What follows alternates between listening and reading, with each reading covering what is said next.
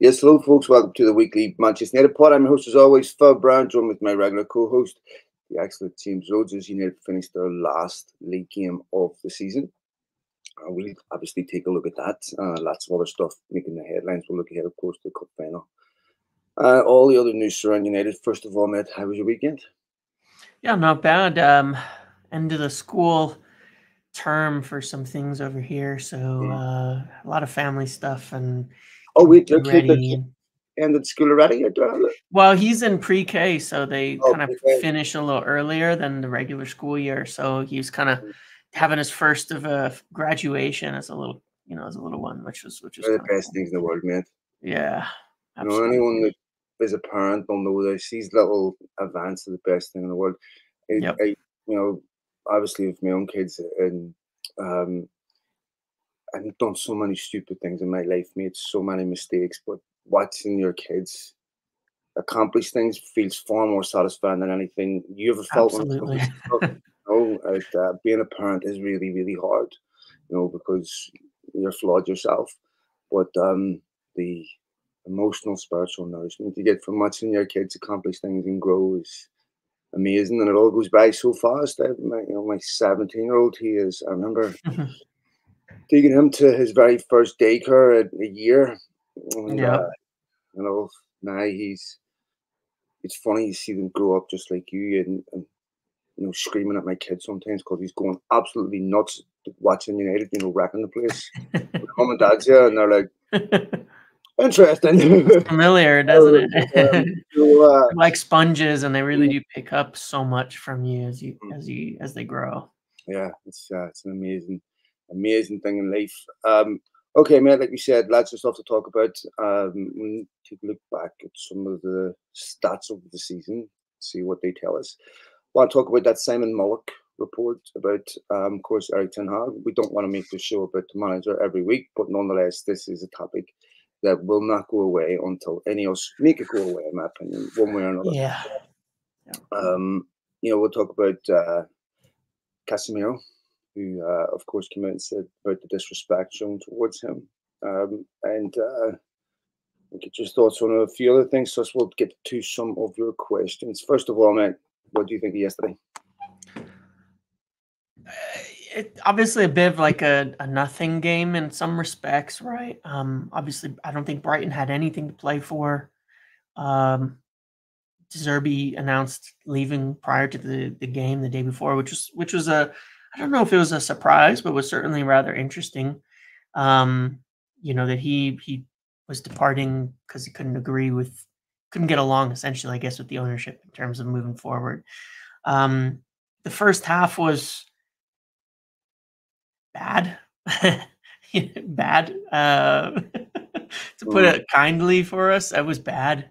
yeah, Um, I said at one point it was kind of embarrassing watching Adam Lallana outperform anybody on our team for 45 minutes there. The second half, it was good to see. I think the only thing I could really take away as a positive was it was good to see, Rasmus Højlund come on. He's in good form. Someone we're gonna need if we have a chance at this weekend.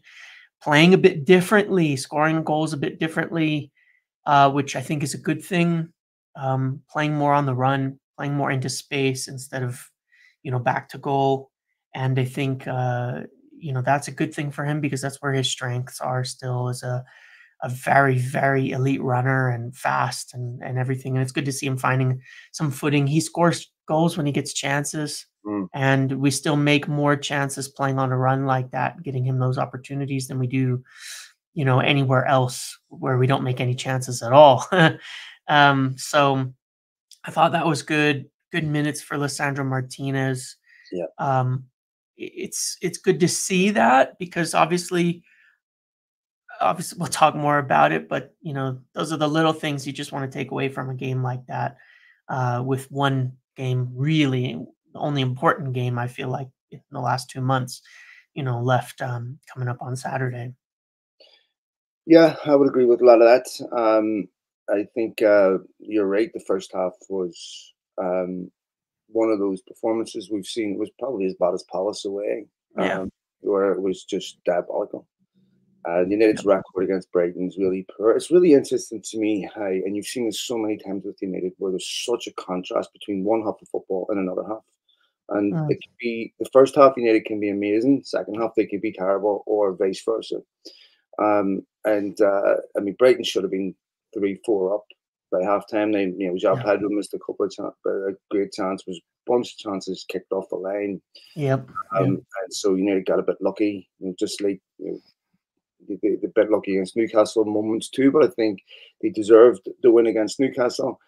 One thing that I will say, as I said just over a week ago, that I had no confidence United would win any of their last 3 games. They've won 2 of them, to be fair. They beat Newcastle 3-2, beat Brighton 2-0 away. In any other context, those are 2 really good results, right? You're right to say that, you know, that game yesterday had a bit of a pre-season friendly feel about it, Yeah. where no team was pretty desperate to win it. But you know, I think one thing that couldn't happen for Ten Hag is that he couldn't go and get outclassed tactically by De Zerbi. I think that would have been a really, really bad advertisement for him. But it is interesting, James, that if you look at De Zerbi wanting to leave, partly because of his disagreement with Tony Bloom over Hmm. the model and how they recruit and how they want to recruit and how they and he. I've always felt that De Zerbi and Brighton were not totally committed to each other. Hmm. Yeah. That's the last few months, he has been looking outside the club. You listen to some of his interviews, and even bizarrely, when they would sell some players, he was almost, yeah, you should go to these clubs. I was kind of, it sounds more to me like a, a, a criticism of the owners because he was talking Yeah. about.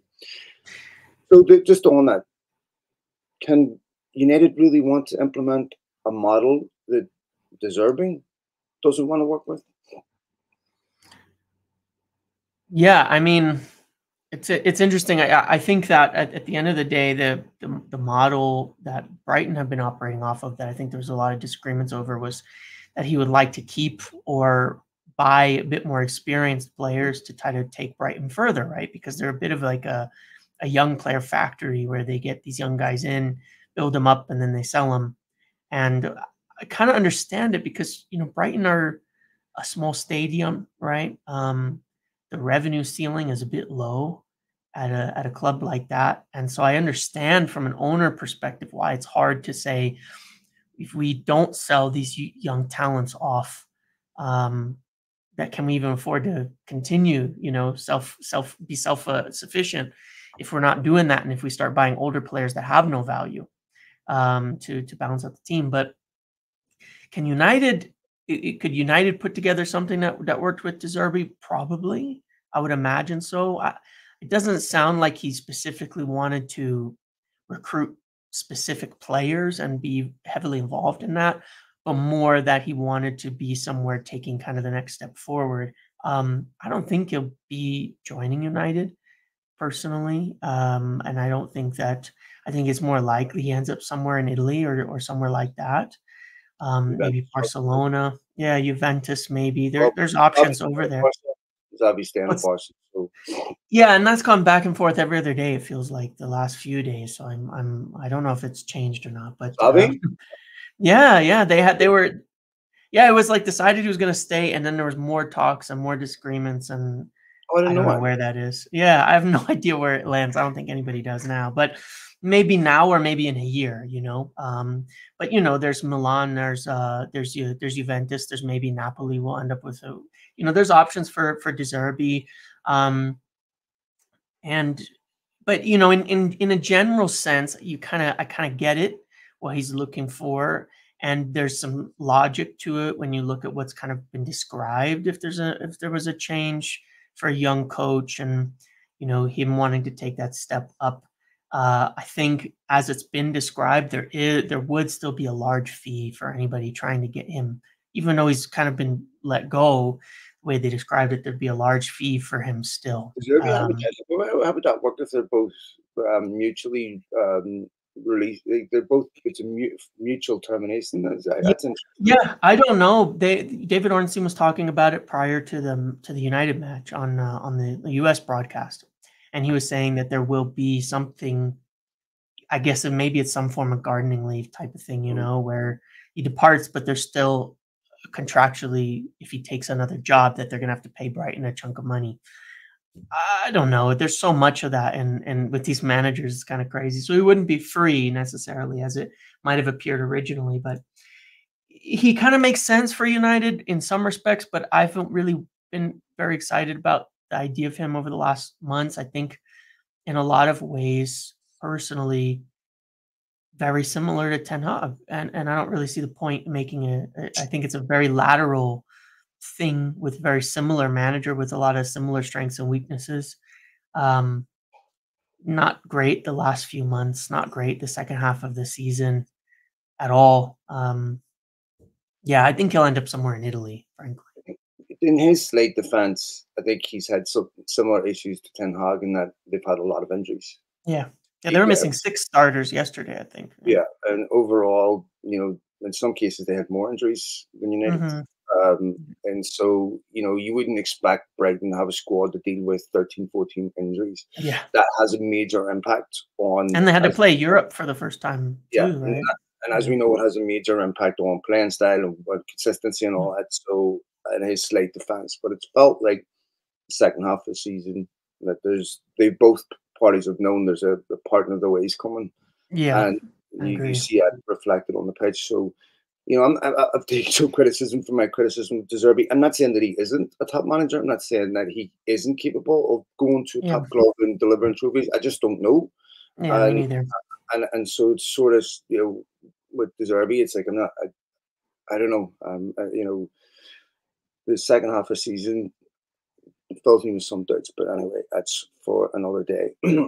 On the issue of Ten Hag, um, I think first of all, let me just say with Ineos, because I took some criticism over some of my questions at Ineos and claiming the clock starts ticking on their ownership the minute the FA Cup final was over, because that's really the point where they're going to affect structural change. Mm, Everything that predates that is the consequence of what went before them.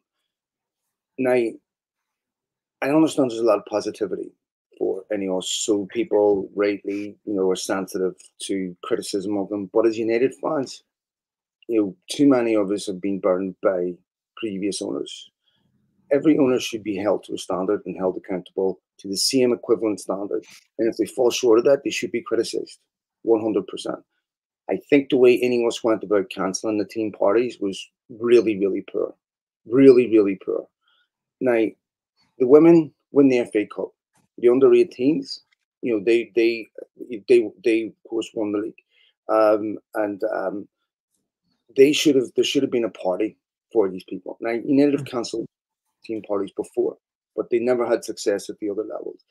yeah, The ladies should not have found out about this at the Athletic, and according to Andy Mitten, this was done 100% to save money.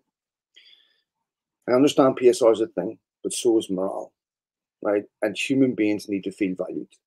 And that those successes should have been recognized. The women, a lot of those women booked holidays mhm, based on this party happening, cancelled flights, everything else, and yet they found out in the media. That's unacceptable to me. And Jim Ratcliffe, anyhow, should rightfully be criticised about that.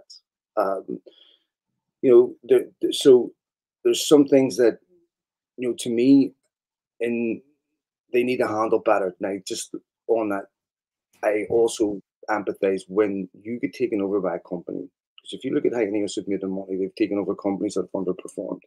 mhm, This is going to be bumpy, was a direct quote that I got from a very high ranking United staff member, which told me that it's going to be bumpy in the short term, optimistic in the long term. There's a lot of unpopular decisions. And when you're yeah, cutting budgets back at companies like this, the beginning is rough because you upset staff, you cut budgets, you have to do a lot of ugly things. Um, so they'll not be popular for a while. But if they're cancelling a women's pre-season party because of money, well, what does that tell you, James?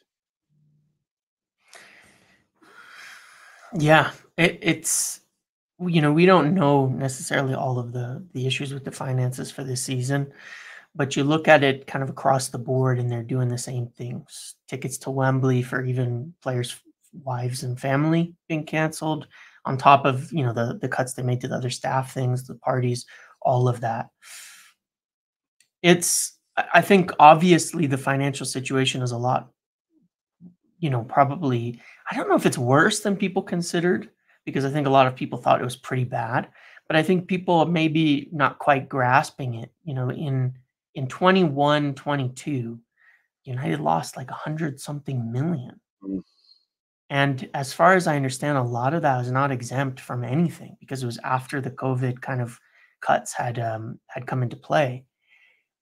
There's a cap, and they're over it. Clearly is what it tells me, that they're over it.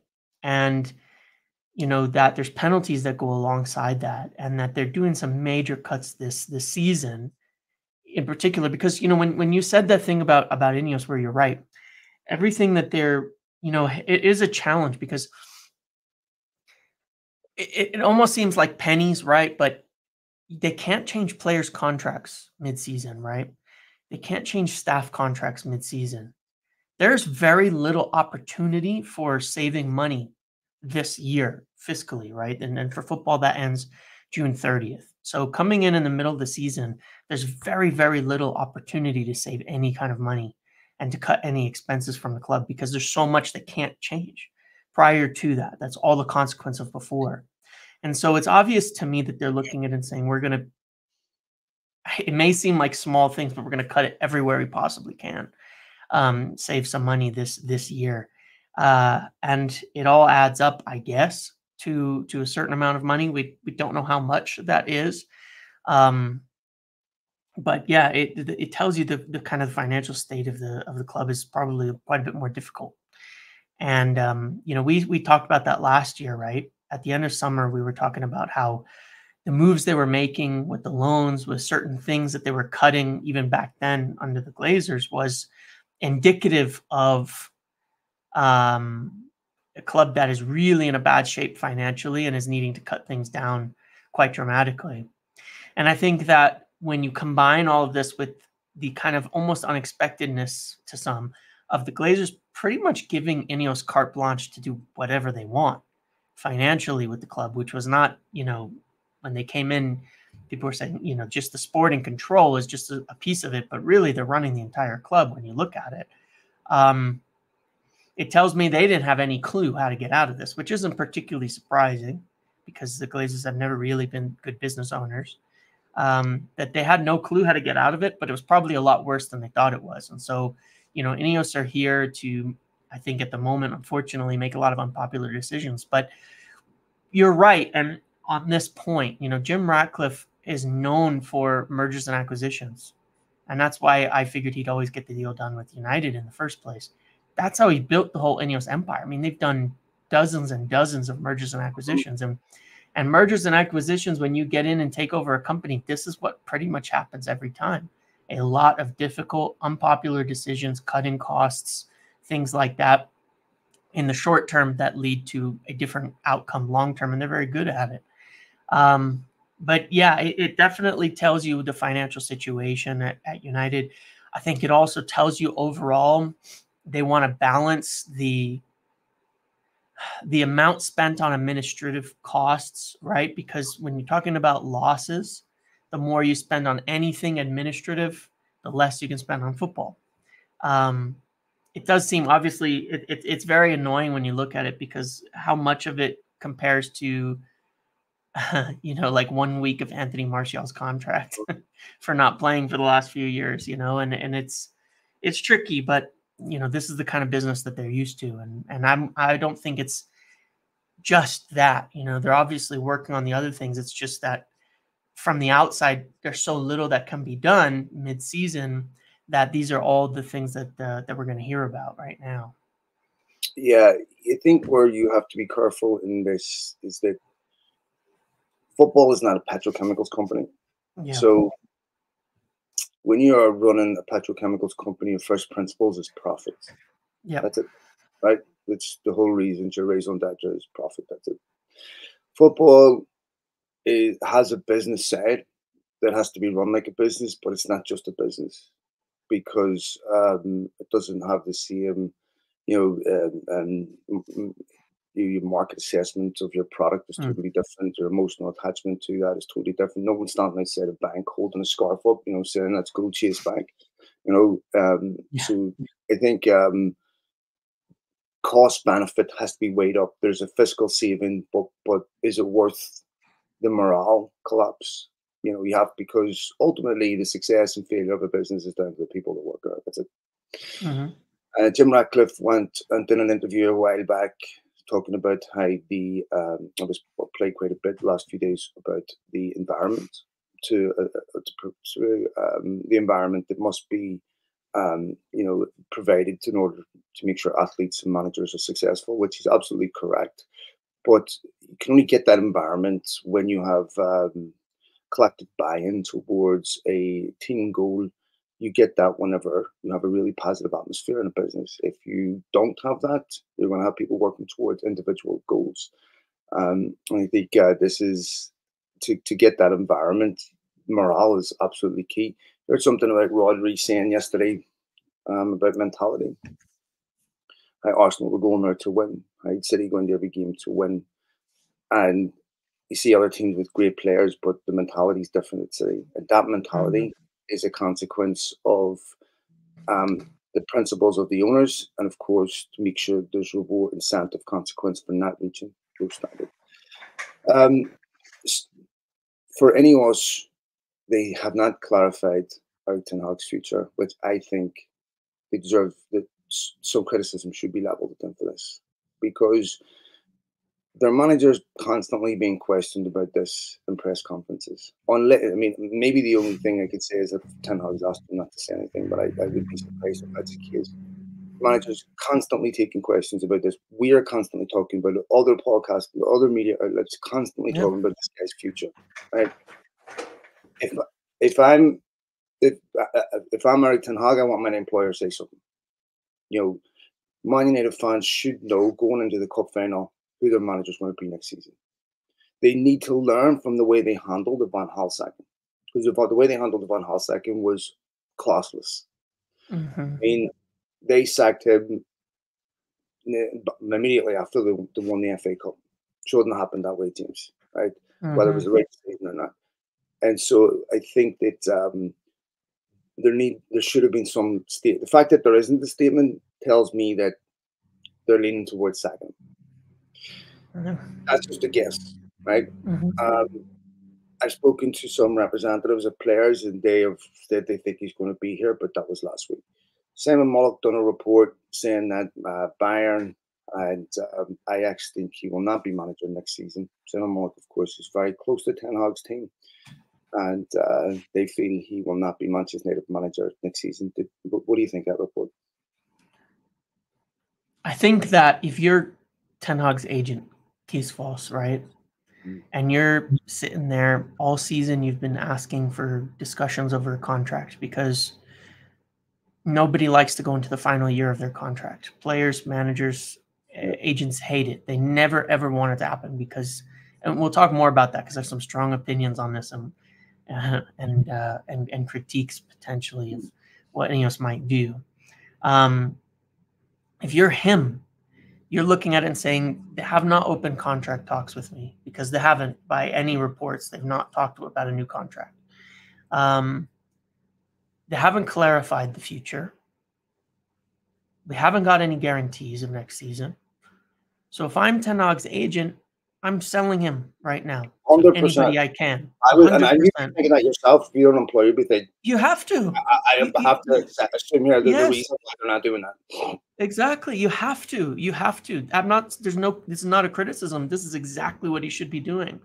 Because, you might even be getting a difference of opinion where Ten Hag is a person, and I could see this with the type of personality that Ten Hag has, that he's sitting there with confidence that he's going to be in the job, that he's going to do it, that he's going to work it, that he's going to earn it, and that he's going to stay, because it's kind of the type of person he is. And his agent might be looking at it and saying, that's fine that you have that confidence. I don't.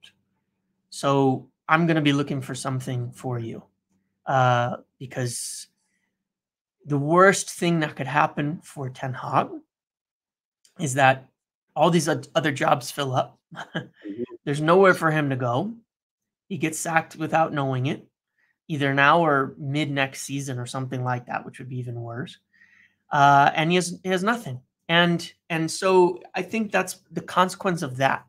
And it was interesting, not to agree with this statement, but in that article, it was actually a bit critical of Ten Hag's view that he's safe, or his view that he's going to be in the job next season, which is what kind of leads me to believe it comes more from around his the agent side of things, looking at it and saying, come on, like, every manager, every player, they have a bit of hubris, a bit of ego about them, which is fine. You see that a lot in top professionals, but it's the job of their representatives to kind of get around that and face reality, and get them to see things. And so that's what I think is going on there. That his agent is probably looking at it and seeing what we all see, which is no clarification, no contract talks, no statement being made, leads you to one probable outcome from a logical standpoint. Because if Ten Hag is staying next season, why would you not announce it all the way back in March when you still had a Yeah, chance at Champions League,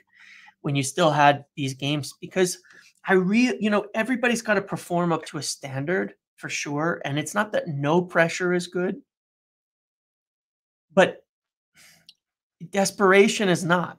It's different. There's a difference between wanting to win and having high standards and being on trial. None of the City players, Pep Guardiola, when you talk about mentality, they're not on trial. They have a high mentality does not come from being on trial.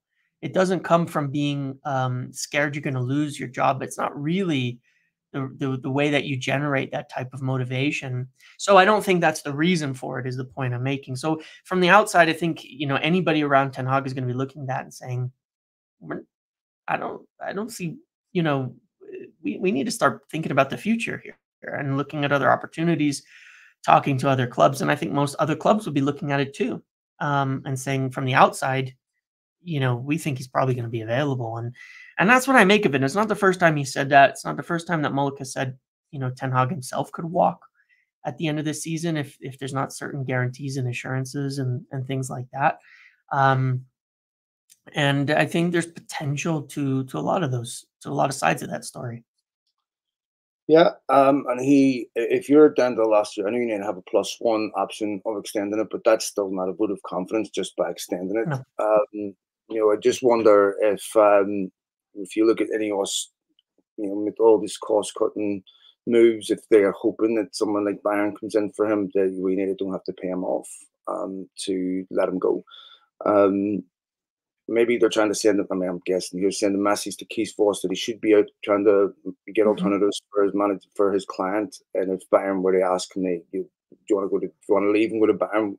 That take care of any contractual commitment payment. I don't know, right, but nonetheless, it's to me that type of strategy is not how you run a football club. There needs to be some certainty about the direction they're heading in, and this is what I mean by this is where anyone start to get evaluated. These are the big decisions, and United should know who their manager is going to be next season. Um, in exactly the same way when how they recruit, because recruitment's going to be interesting, James. Because when you finish eighth, it's the worst Premier League season in history. I would probably argue in with some context that this is probably the worst condition United have been in since the start of the Premier League. There's been transition between a sale and it was woeful underinvestment in relation to their competitors inside the league in key areas. But nonetheless, still a dreadful season. That is unacceptable. But going forward, I think Ineos need to address this issue, and they should have addressed it already. This is where United should know going into their cup final who their manager is going to be next season. Recruitment. How do you get back into the top four when you finish eighth? You're going to have to bring in young players because you're not getting top level players. They're not coming to Man United. They have too many other options.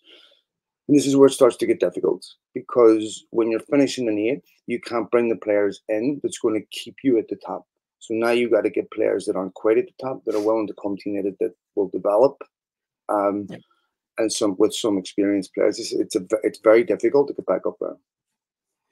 Yeah, and I think that's where it's very dangerous to do something like Chelsea did. You can see how long it took. They had a couple rough years, and they've kind of finally clawed up this season. Because a lot of times people look at it and say, well, let's sell everybody, all our experienced players. Let's sell Maguire, let's sell Bruno, let's sell Rashford, let's sell anybody. Varane's leaving, Martial's leaving. And when you really look at it, Eriksen was likely to go. When you look at it, there's not that many senior players. And when you look at the type of people with the right attitude, the right mindset, there's even fewer. You lose Bruno Fernandes and Harry Maguire, who I think are probably two of the best in terms of mentality, in terms of headspace that will be left at United this year and experience. And you do that and you start buying just young players. It can work, but you lack that leadership on the pitch. It gets really, really hard. And in the training ground and everywhere, it gets really hard. And you saw it with Chelsea because they dumped all of their old guard, all the players that had won titles with Chelsea, that had won even the Champions League with Chelsea when they lost Conte and they lost Azpilicueta and all of these players left. That team is aimless. I mean, even this season, it's been a struggle fighting over penalties, things like that.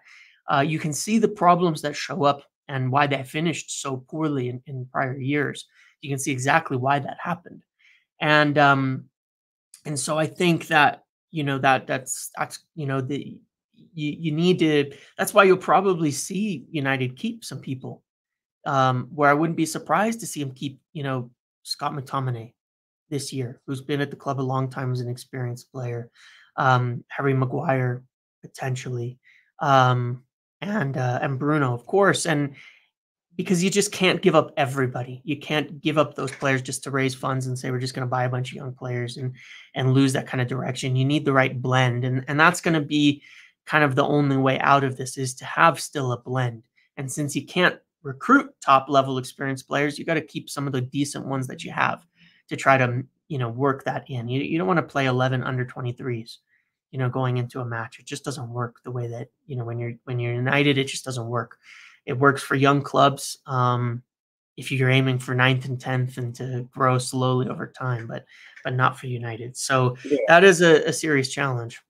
there's a difference with young players at clubs that are playing for a move. You can finish Yes. the event because they're playing for themselves. When they come Yep. to United, they're playing for trophies, and you get Yep. evaluated completely different. The appraisal of you is completely different because you're judged differently. You can have 20 good games and 18 bad games, and you can be judged positively at a club you're playing for a move. But United, that's not going to happen. So it's very, very difficult to do. Like Arteta could not have signed Declan Rice 2 seasons ago. He could only sign him last season when he finished second, got Arsenal in a position. Then you strengthen. This is one of the reasons why you always strengthen when you're in this position, because trying to do it from here is really hard. Then you're faced with the dilemma that United have been faced before when they finished outside the top four as well, attracting with money Yeah. because the sporting challenges aren't there. And that always turns out bad because there's no emotional attachment investment to the club, and they're coming to it for all the wrong reasons. So this is going to be a really, really difficult transitional period. And I just think it may not go well in the beginning. It may take a while before Yeah. we actually see this bear fruit. And we have to see a different summer than any summer we've seen Yeah. on the pages. There has to be no protracted sagas. That has to be very precise. There has to be targets that they go for. They have to be quick in wrapping up deals. Don't have to be perfect, but these are the things that any of us have promised that will end. So Yeah, we have I to be think settled by preseason, and we have a little extra time because of we're the talking Euros, six but they've weeks got away, to be James. settled. We're Yeah, talking I know. preseason. July is 6 weeks away. Yeah, So I would like to believe that by the start of preseason, start of July, that we're not sitting in the same situation we're sitting in right now. I think a lot will happen over those next 6 weeks. But with the manager situation should be settled. What's your mood going into this cup final? I'm not optimistic for quite obvious reasons. I mean, you watch City on Sunday. And like you said, the mentality, I never you never really got for a moment that they wouldn't win from before, from during. It's just how they are. Um, and I think that last year we got a little bit of maybe fortune to even be in it slightly because they had the Champions League final to think about. And this year they don't. And they're going to want that trophy pretty bad. So I'm not super optimistic about it. I do think that we have when you have players like Rashford and Hoyland to play against the City, you can sometimes exploit them a little bit because Rashford has a really good goal scoring record against City, and by playing quite direct, we can win. And obviously, I think we've performed better when we've played pragmatic football.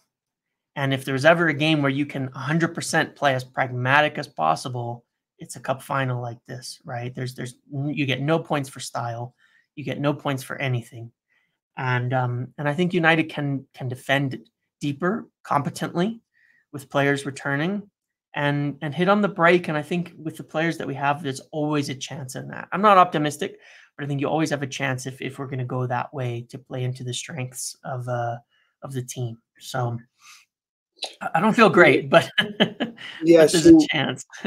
last season, when United played City in the FA Cup final, City still had the Champions League to Yes, play shortly after that, and I felt like City took their foot off the pedal a bit. They yeah, don't have that this is this it. time. Yeah, Hmm. so this is their last game, and I have zero hope that United. I mean, obviously, maybe that's not like zero expectation. Yeah, I always have hope expectation. that United will win. I just want to say a couple of things because City fans think this is sour grapes from a United fan. First of all, as a football fan, when you support a football team, football keeps a couple of promises. One, your football team won't always win.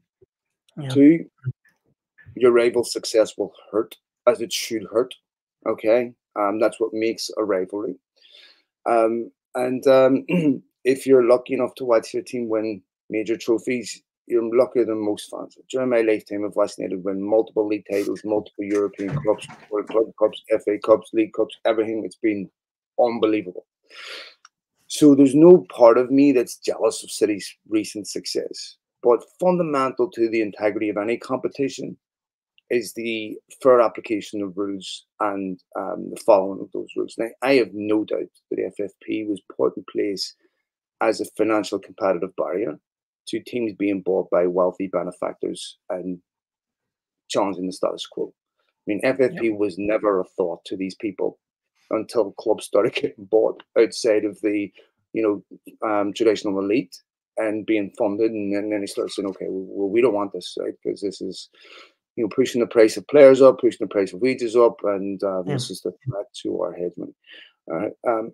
So, but that's complaining about the rules is a different issue. They signed up to them. It's embarrassing to the Premier League, um, the integrity of the game, which we always hear about. If I was a broadcaster, I'd be livid. If I was a fan of any of the other 19 teams, you don't know if you're watching fair competition, right? And having a football club faced with this many charges over whether their legacy is legitimate or not, and the fact it hasn't been dealt with is a total disgrace. And when Liverpool were winning trophies, it really bothered me.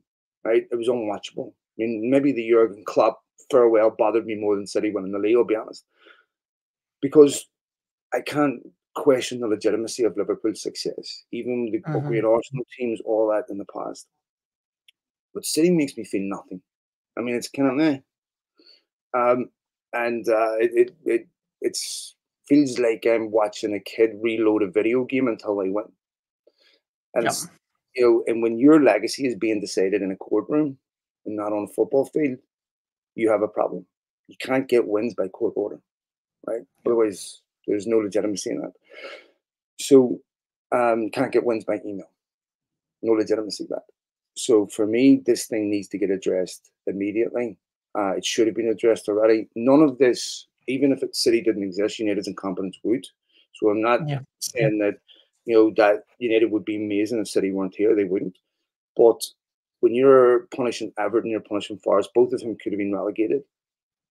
There is a really fake feel to this Premier League dominance era. It's kind of like this. What are we watching here? I mean, Yeah. this should be a mark of sport and greatness through legitimacy.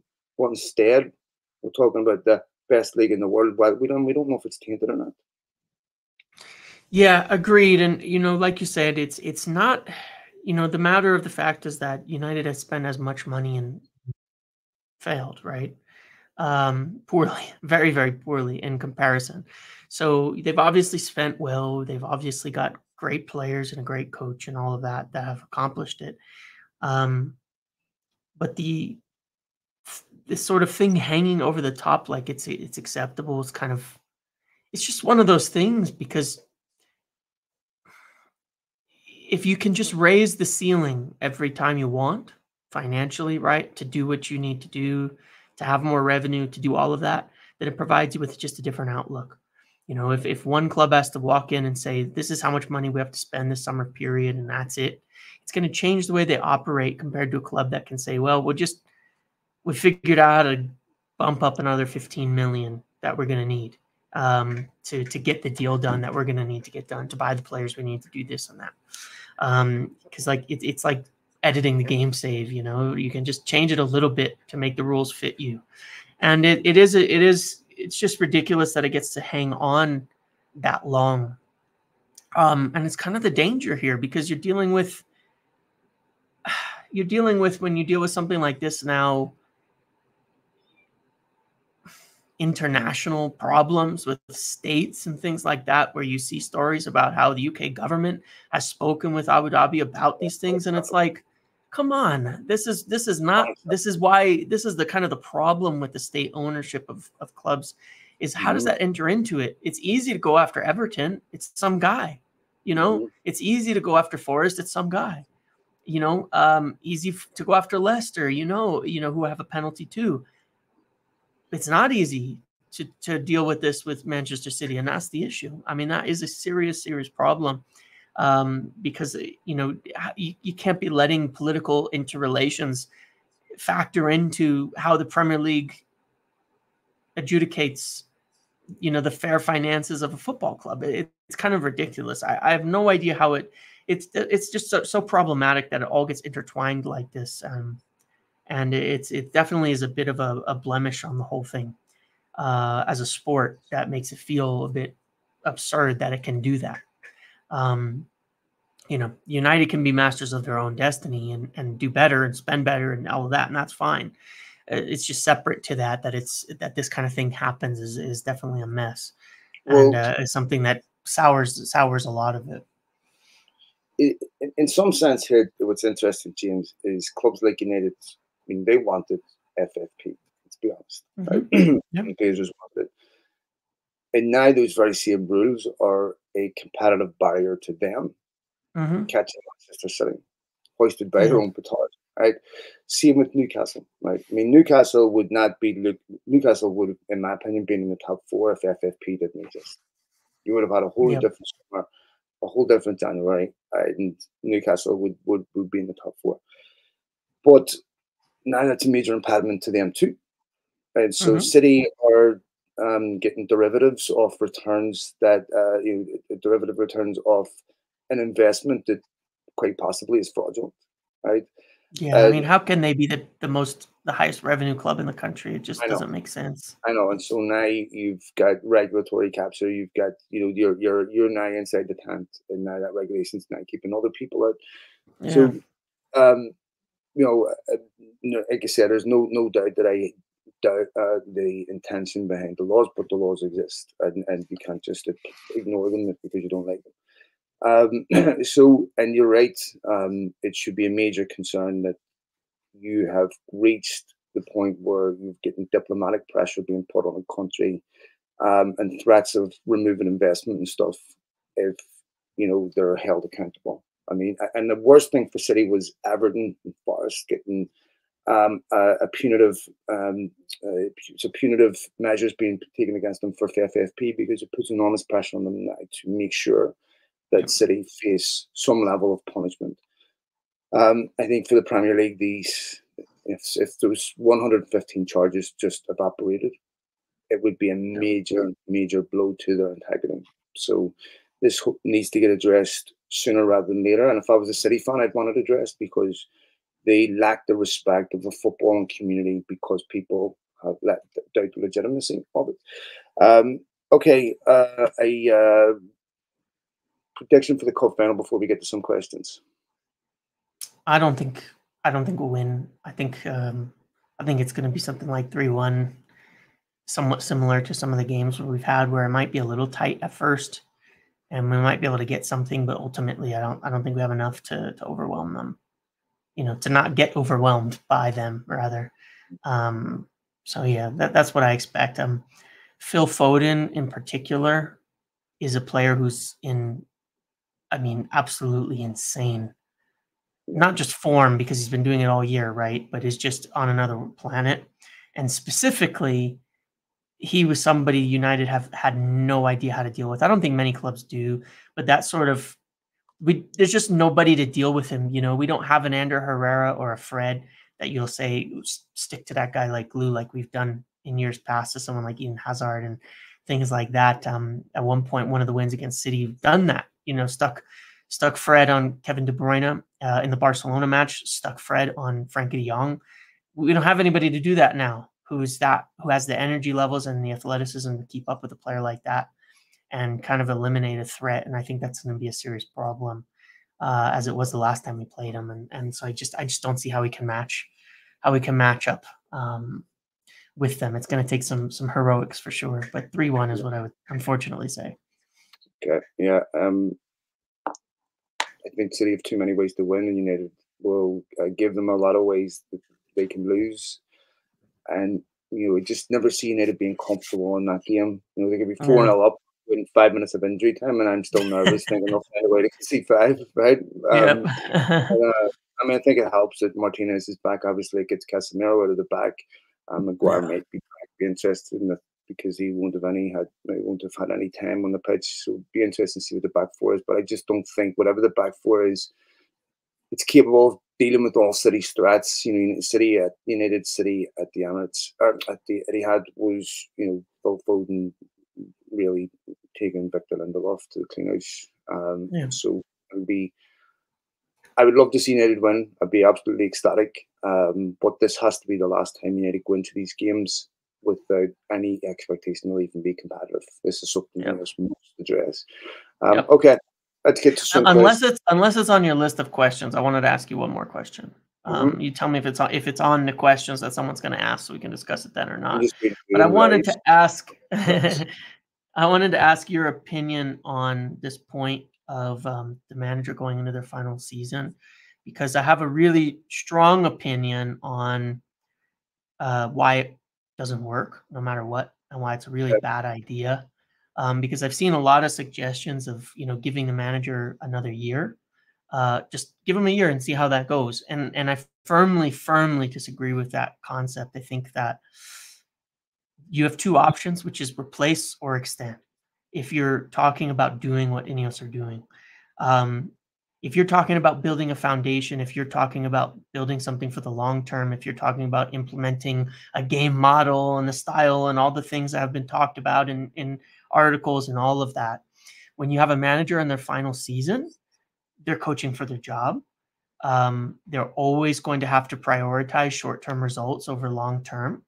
The level that they have to reach to be considered successful as a third-year manager going into that final year is much different to what you might have in a first-year coach, somebody new in the job. They're going to be looking at other options all season because they don't have that job security. You're going to have the issues in the dressing room of players not knowing whether the manager is going to be there next season. And I think that in terms of Ineos getting it right, the worst possible outcome is that they have to sack a manager mid-season in their first year. It is the worst possible thing that could occur because of the instability that it would provide. When you sign players and they come in and in their first season you've sacked the manager, it's a disaster. It's a mess. When you're going into something like that, I think it's a really bad thing if that happens, and I think that really can't be under consideration that you might make a change mid-season if you're going into it with a manager. I think it's completely contrary to the idea and what's being preached of a long-term thing and building something stable for the future. I would much rather see Ten Hag given an extra year and say you get a 2+1 or something like that than to see him go into a final season. I 100% would much rather that. I think it's an impossible task for a manager to do that in the current situation that we're in.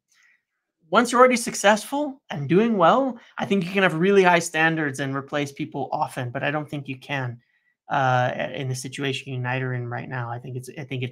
It's exactly what Chelsea did. Where they started just swapping. They sacked Thomas Tuchel 5 games in, had an awful season where they sacked another manager after hiring Graham Potter. It's a disaster. It's just a mess, and I really don't think you can do that. Would That's my agree view on it. that United definitely need to make some type of statement on this to provide some stability, some continuity. I would say that if you look at the way Ineos have been building, they've gone from top down because Yeah. they want the hires to know who they work for. Yep. So I think whoever they try to sign, they're obviously going to want to know that this is their manager, right? So they're going to want to know who they play for. I think what's important is that when Ineos, this team makes signings, that they're not just coming for the manager; they're coming for the club Yeah. that they're Correct. becoming. Totally. This is really important. There's other reasons to want to come to Manchester United other than I just like the guy who's your manager, right? Yeah. That probably should be the last reason why you Yeah. should go up for something because they're the ones that's most likely to change. Yeah. And this. So if you're just coming for a manager, if he leaves, we sack him. Then what? So Mhm. that is always the flimsiest reason to come Yes, to a for football sure. club. Um, but I think that it absolutely there needs to be a statement. They could have made a statement easily. They haven't done. I think that level of uncertainty isn't healthy for anyone. It's very difficult to work towards long-term goals when there's no long-term commitment to the guy trying to implement them. Yes. Um, Absolutely. Managers can be sacked at any time. That's true. And I think that it would be if I was Ineos, and I wanted to keep Ten Hag, I would give him a new contract that had heavily it was littered with heavy contingencies. There would be Mhm. no payoff if you're here, if you're here. And Eric Ten Yeah, Hag should I have would no problem. agree. Ten Hag should have no problems signing a contract like that because he should be convincing Ineos that that will never happen. Right? Yep. And if it does, then you're entitled to sack me. So the other thing is you can't be overconfident in how well your departments are going to perform out of the gate. You can't be, Yeah. oh, these are going to be ready, fit for purpose first day. Everyone sits onto the desk. That's going to take a while before they're functioning at the Yep. right level. But I would agree that for long-term investment, for an investment in the future of the football club and stability, that is something that has to get addressed quickly. Um, Beyonce, if you like it, put a ring on it, right? So if you Pretty like him, much. keep him. If not, go. And Yeah. there's no reason why that couldn't be announced. Maybe Yeah. there, like I said, there's an agreement between Ten Hag and the club, possibly to say don't say anything till after the cup final. Yeah. I don't know, but And I'm not doesn't work. buying no value in the market as a reason you don't replace the manager either. No, It's no. never been correct and never been the right thing, and that's just a poor relationship if you're Well, I doing mean, something like that. certainly Edin Terzic wouldn't have been on everyone's lips, as a top manager, and he took Dortmund to a No, final. it's in the final. Yeah. There's guys out there, if you're supposedly football people and you know this, Mhm. Yep. market. So, this is why you're supposed to be night and day above what was here before because you can Yep. make smart, nuanced football decisions Yep. based on, an expertise that other people Mhm. didn't have. So that's your job. That's why you're paid a lot of money. That's why you have all this data analysis to tell us who these people are. As fans, we're not paid. We don't do this every day. Yeah, This is your not my firm. job to figure out who it should be as an alternative. Yeah, It's not otherwise, journalists yeah, or anybody's job. yeah. These are supposed to be people that have, a lot of expertise. That's why they're paid. So, yeah, I agree. There has to be some level of commitment Commitment. going into Yeah, next season, and that has to be, to me, the first thing that happens after the cup final 100%. is that has to be clarified going forward. Yep. Okay, let's get into a few of the questions. United all the way. I'm not 100% sure what he means by this. What's going on with the women's side? Yeah, well, and this is an example because I think some people are pretty unhappy with it, of the concern that people will have because obviously they won a cup final, right? Which is great, first trophy ever, and all of that. But there's a lot of concerns over Mark Skinner being unconvinced about the coach and all of that. And he was handed this 1 year thing, right? Where now it's still uncertain. Um, I think that the unfortunate truth about it is just that Ineos have one person in the building right now. If we think about that from a football standpoint, which is Jason Wilcox, and the women's team is not his forte. They just unfortunately ran up against it and haven't gotten to it, to being able to make a big long-term plan for the women's team. There's a lot up in the air on that, for sure, and it's something that they need to address and ideally do better on. For the future. There's no doubt about it. But I think it's kind of demonstrative of the last point that we spoke about, which is people are pretty unhappy that it's sort of like Skinner got another year because we don't know what to do, is essentially the view. And that's not an ideal way to operate moving forward. And so I think the honest truth of it is just that they haven't gotten to it and they haven't had the time and the resources or maybe the expertise, because it's not an area they're experts in terms of people appointed to properly address the women's team. And hopefully, What would be I different think about the experts in the women's team that would be different for the men's team? just knowing the names and the people, right? I mean, I don't imagine that most of them ever watch women's football.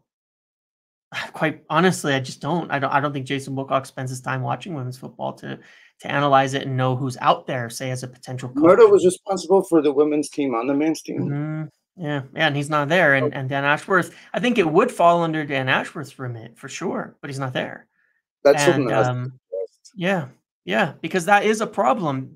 That is something he would be responsible for as the director of football at United, is setting up the right organization for the women's team. And I think the women's director left as well When previously. is It his had nothing to do with arbitration? Ineos.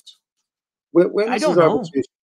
It was supposed to start this month, from that last report, but we haven't heard anything about it. So maybe, sometimes the threat of arbitration is a bit of a negotiation on its own. So maybe it's reopened some discussions. I wouldn't be surprised if that were the case. But we should find out something before the end of the month because it was supposed to happen I was in going to say May. that also has to be the next thing after the cup Yes. final. There has to be some. I'm sure Newcastle Yeah. want that too. Yeah. Okay, John Dean says previous years under the Glazers, we would always be maxed out, 4 signing window and almost no exits. Under any else, do you foresee know that we will be able to bring in 5, 6, 7 new signings in one window, or will we still be shot like before? Obviously, any of us are going to have different red lines, different, Mm. a lot more flexibility. It all depends on who you speak to. Depends on we'll set your expectation on what to expect this summer. But one thing is, United have to replace the players that leave. The Yeah. squad's too small. So if they've let the likes of Varane go, Martial go, they can only do that on the pretense that they already know who they're going to replace him with. I think one of the things that when you look at Ineos that they're looking to cut back on, and I don't disagree with this, is why are we having fourth and fifth choice centre backs on 250 grand a week? That have no resale value, that are 29, 30. That those positions should be taken up with younger players that are on a lot less money, and that have a whole different value, to the business as well. But obviously, they have to be of a requisite level. I think what we'll see is, the first team will still have really strong, players, but I think what we're going to see on the bench, and second choice players will be a lot younger players on Yeah. less. to get that balance right. Because ultimately, United's wage bill's really inflated by a lot of the squad players on massive amounts of money. Yeah, that don't even play much. Yeah. Yeah, Yeah. so like as we said, Jadon Sancho, all that, Martial, all that. I think this is another reason why they'll let Eriksen go, Yep. because that position and how much he's played and how much he's contributed could be easily filled by a younger player on a fraction of the cost. I think you'll see a lot of players leave, obviously, because that's very important to PSR. Um, so I expect, as we were saying earlier in the podcast, needed to move with a lot more expediency and a lot more efficiency, be a lot more decisive on the targets. And I don't think we'll be limited to those 3-4 signings. And I Yeah. would expect to bring more than that in this summer. Andrew Logue asks, do you think keeping Ten Hag without backing him with a contract extension makes him a million duck manager, and how will it impact the dressing room? Yeah, we've just covered that. Yeah. Here. Yeah. Sorry, I'm Absolutely. reading these lives. I read these lives. Okay. Same question. Has he gone yet? Pretty much. Prospective signings from Ben Allen. Want to know who's managing next season. We covered that. So let me see. Who would you prefer? It's all Ten Hag stuff. That's kind of why I wanted to cover it. I had a feeling there'd Yeah. be a lot of questions about that. Yeah. Let me see if there's any different ones. Yeah. We just covered the women's stuff. Let me see. I have a couple of questions here from Meg. We'll let this be the last one. Have any of us United hierarchy decided on a game model moving forward yet, or is that still being decided? I'm sure they have.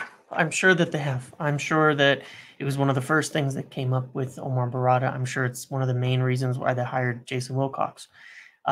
Jason Wilcox is, when you talk about a game model and properly implementing it, if you look at the clubs who have, it starts at the youth level. Ajax, Barcelona, Madrid, everywhere. It starts at the youth level because that's how you get a game model where you have consistency, where you can promote players, where you play from top to bottom the same thing. And I think that was one of the biggest driving influences of bringing someone like Jason Wilcox in, is that's an area where he's very good, is understanding how to do that and what it'll take. And I think Jim Ratcliffe commented on it in that interview you discussed earlier, way back when. So it's obviously something on the forefront of their mind, and I'm quite sure that at the executive level, it's decided this is the way we want to play, this is the way we want to move forward, and that's going to be the guiding influence on probably on recruit, because you have to decide that to recruit. So of course, if they're contacting players, if they're lining things up, which they are, they must have decided on the game model aspect of it. They're not going to go at it randomly like we've been for years, or I'd be quite surprised. Okay, let me add just one more. We have Yeah. a question here from the Money coach, Ibrahimovic. This guy's Joe Nolan used to play with him as a kid, football back Belfast. What a player he was! Oh my God. Ireland over or under 25 goals all competitions next season. I would say over. I think he can do even better. I think 15. How many get 15 or 16 total this season? And we still have a cup, so maybe he could get 16, 17. 25 next season? You think so? I think he could do it. Yeah. Maybe even with another striker. Yeah, because we'll get Elise in there to create for him. This is where we have to go. This is where we should leave it. Get the Yep. editors on the game here. Get that edited out. No, we'll have this is a children's show. We'll have none of that filth on here. See. So next time we record, we will know the result. Might know a lot of things by next time we So record. next Monday's show should be interesting. Thanks to all of you for downloading the podcast with Martin earlier in the week. Hopefully we make that a regular thing. It's great to have Martin back. James and I'll be back next week. Take it easy, man. Yeah. See you later. Cheers. Bye, folks.